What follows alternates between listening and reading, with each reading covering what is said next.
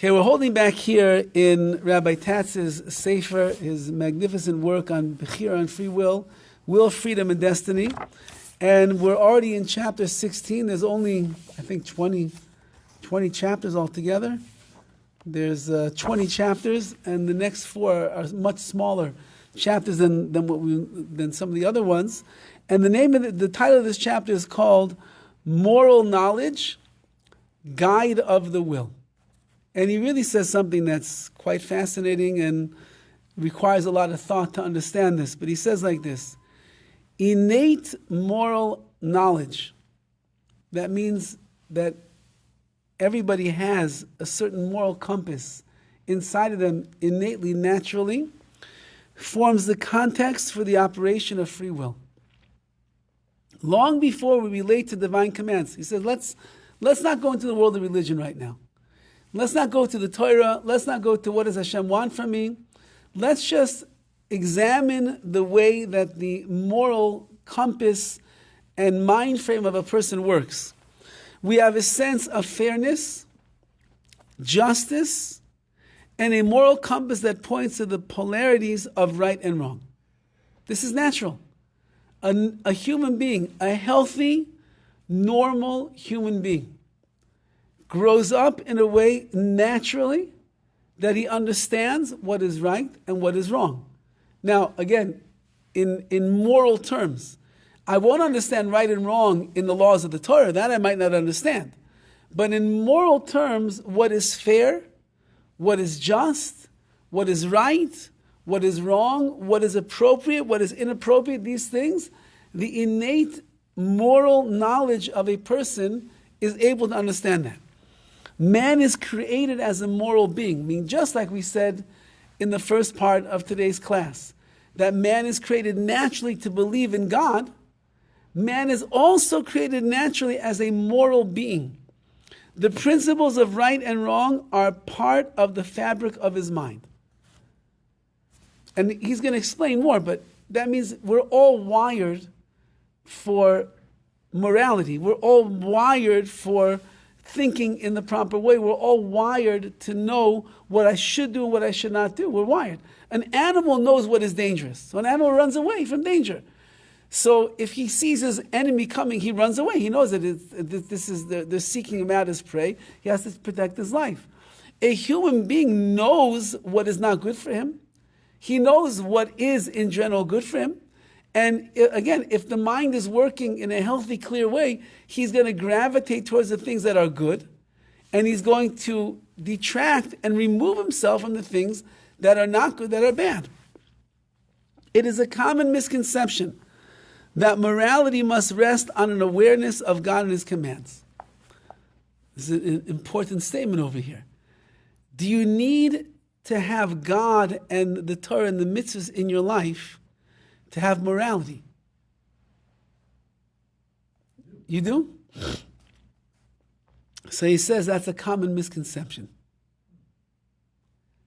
Man's created as a moral being. Man is created as someone that could understand right from wrong. He could know what he should and what he should not do. Only if he's taught that. Okay, so let's see. Yes? We say that when Adam and Chava ate from that tree, they imbibed the BECHIRA, but they also became conscious, self-conscious, and aware of right and wrong. Maybe we'll have to see. We'll have to see if that's true or not. We'll have to see. To be sure, the reason that man has an innate sense of ethics is his creation in reflection of his source. It's true that since that I am created b'tselem Elokim, in the image of God, and God, of course, is all moral, and everything is just and fair and right and wrong, and HaKadosh Baruch Hu is perfect in His creation, and He's not lacking anything. So since that I'm a reflection of that source of where I'm coming from, so that's the DNA that's going on inside of my mind and my soul. But he does not need to know that to be morally aware and accountable.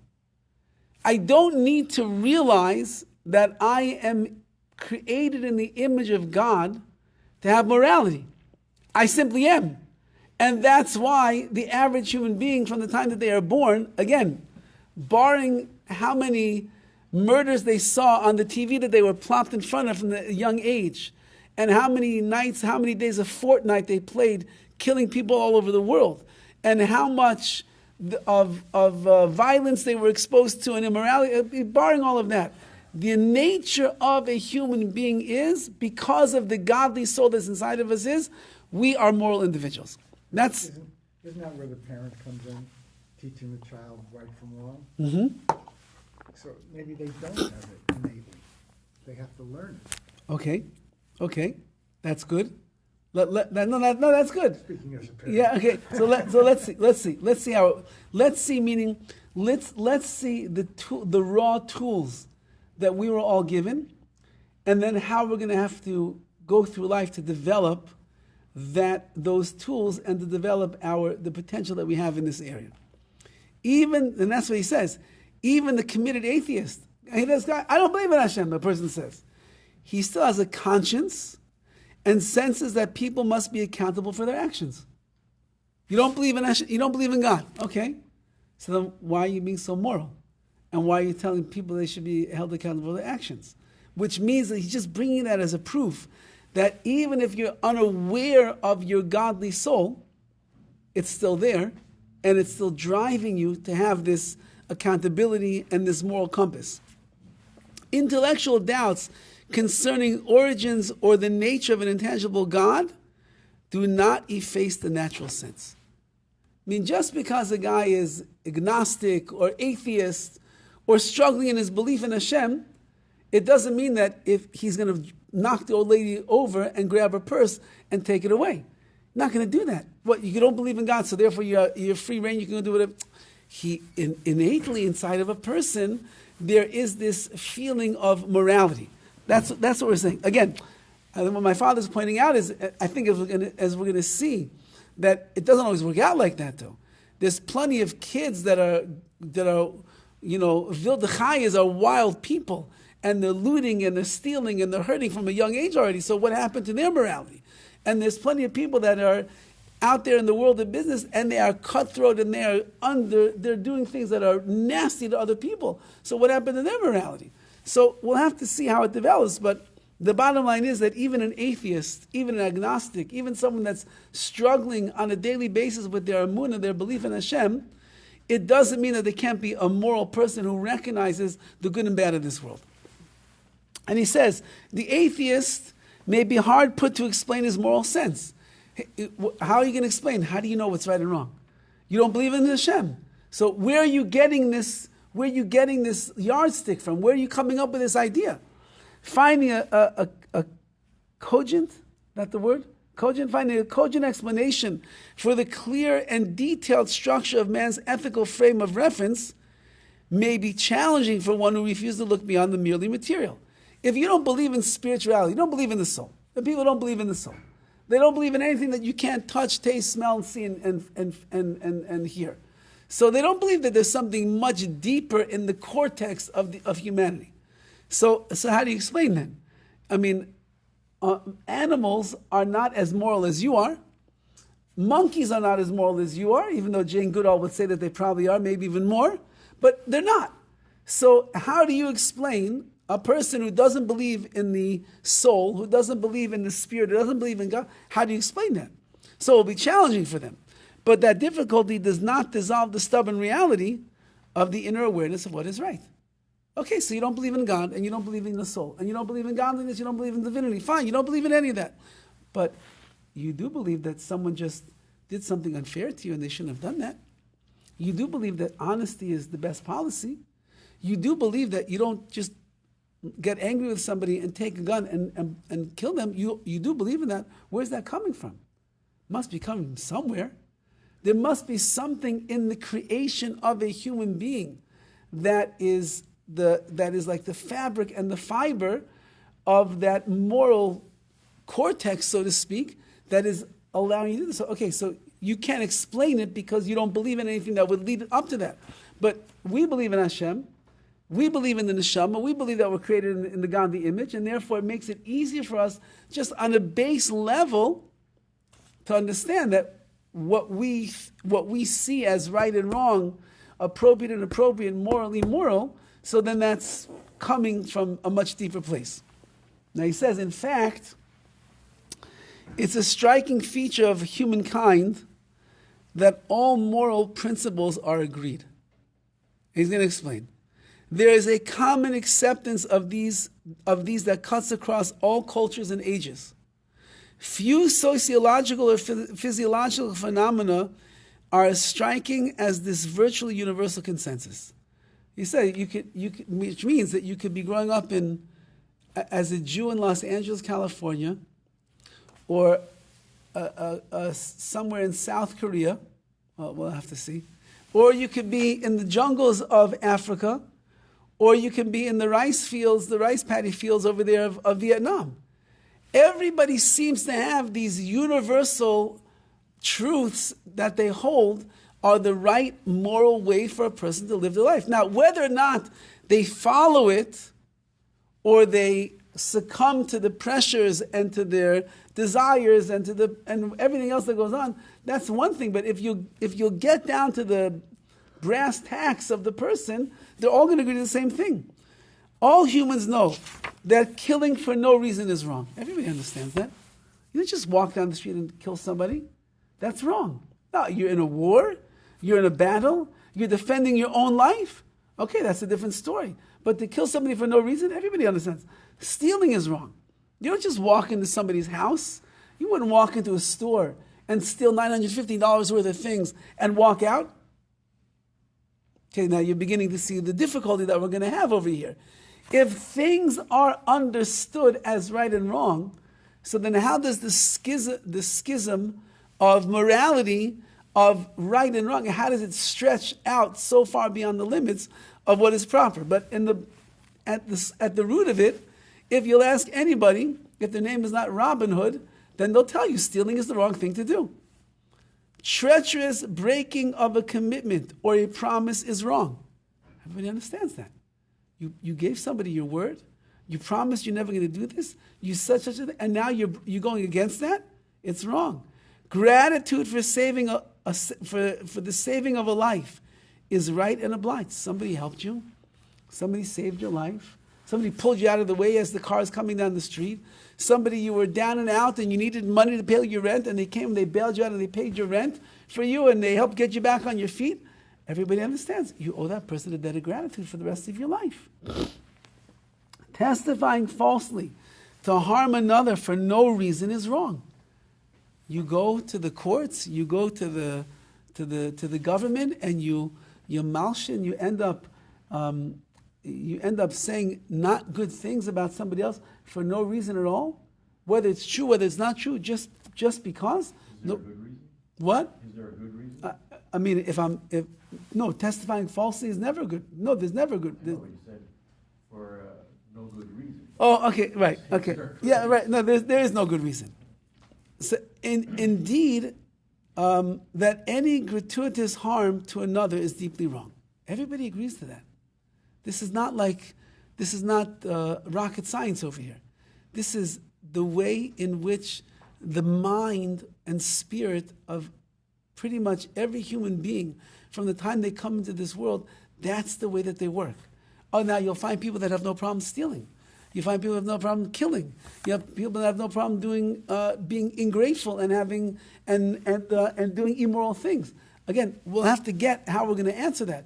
But at the source of the core of a person, these truths are across the board.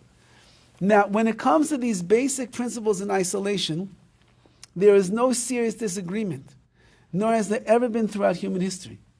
Meaning, you go to the Vikings, even the Vikings, if you get them to be open and honest, they'll tell you that.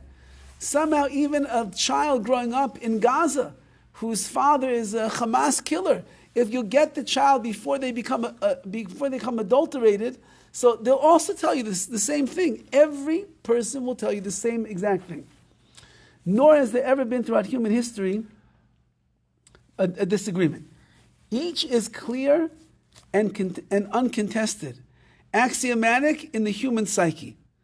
The problem begins, and this is already what we're alluding to over here, when any of these principles is considered in the context of conflicting principles. We're going to have to see what that means. In those situations, there is certainly no agreement. Meaning, if you're going to introduce an idea that's going to go against what we would call natural moral behavior, and now I have to defend myself to say why it is that you should be moral in this particular, but you have a good argument on the other side of why it's no longer considered to be moral and it's not the right thing to do, so then that's where the conflict is going to arise.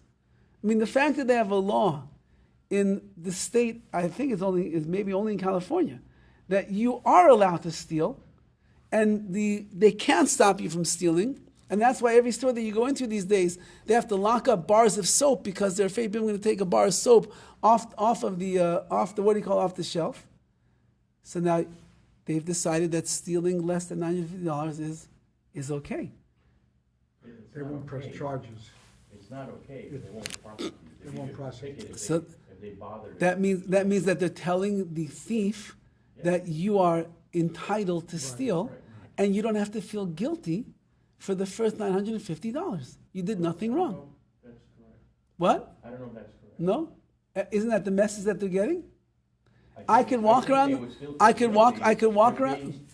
But if they get caught, all they get is a ticket. Okay. And if they get the merchandise intact, they'll take it away from them.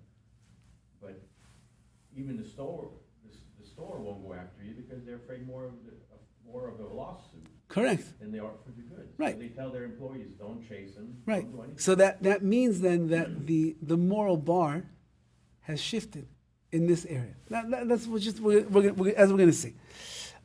In those situations, there's certainly no agreement. In fact, a large part of moral philosophy and practical ethics is concerned with assembling a hierarchy of moral principles for assigning correct priority when conflict arises. I don't even know in English what that means. But it sounds like he's saying over here that moral philosophy is always trying to establish the hierarchy of moral principles for assigning correct priority when conflicts arise. Meaning, when push comes to shove right now, well, people are struggling in their livelihood, and they're not making enough money. So, and we don't have enough jobs, or they don't want to take that kind of job. So what do? So, well, they're coming into the store and they're stealing. So let's make them that they're not thieves anymore. Let's just allow them to take what they want. So we'll raise the prices for the rest of the paying customers, or we'll raise taxes, and the government now will pay CVS extra money every single year because they have X amount of stuff that's being stolen. So we'll have to change the bar. There are endless opinions about how to resolve ethical dilemmas set up by the conflict between principles. There it is. There, in that place of the conflict, it's possible for morally sensitive people to disagree almost without limit. So this is just in the regular human structure that HaKadosh Baruch Hu set up. There's innate moral understanding of what is right and what is wrong, and so on and so forth. It's just as society shifts its compass of morality, so then that's where all of the struggle and that's where all the conflict is going to arise. And as he's saying over here, there's like no end. It's limitless of how much conflict can end up coming in once man decides to take morality into his own hands. Once I decide to be the definer of what is right and what is wrong, so then a lot's going to depend. What are my own personal desires? What's the spirit in the world right now? What's the trend of society? What is going on over here? So everything can move and shift. We'll see. Anyway, the goal, of course, is going to be to realize that the ultimate source of morality is going to be Hashem and His Torah, and therefore there's going to be like a control, and there's going to be boundaries that are set naturally by Hashem and the Torah, which should try to keep a person within the realm of morality, really all of his life, even if the world is way far beyond those lines.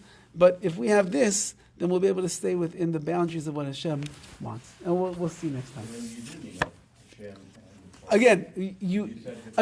Hashem. morality in its simple, in its rawest form, could exist for everybody. But the problem is, if you leave it in the hands of man, it's going to shift, as we see. So the question is, are we going to let God define what is moral, or are we going to let man define what is moral? So that's where the conflict is going to be. Okay, to be continued. State defines what's right. In Gaza, so it's good to kill Jews. So Hitler himself said, what problem with the Jews that he brings conscience to the world. Our Torah brings conscience.